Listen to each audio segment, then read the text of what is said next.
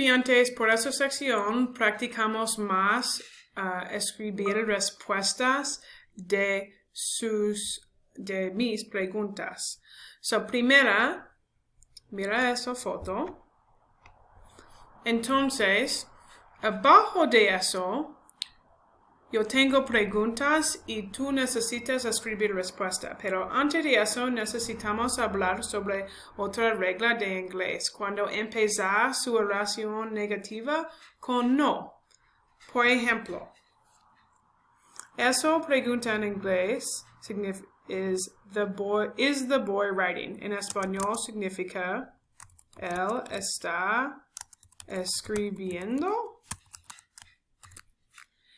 Su respuesta en español es no está escribiendo. Dos no aquí. Primera es palabra no, porque empezar su oración con no. Segundo, significa una oración negativa. Entonces, en inglés, si quieres, usa no también, porque en español eso está bien también. No está escribiendo. Sí, los dos están bien. En inglés, lo mismo. So, por su respuesta, dos opciones. Primera, escribe no, he is not writing. Lo mismo de español. Si quieres empezar con no, entonces su oración negativa está bien. Otra opción, he is not writing.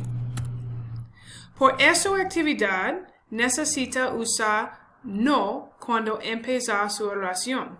Aquí, necesita usar esa opción. ¿Ok? Uno más.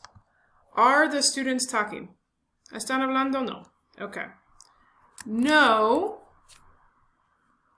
the students are, entonces necesita not talking.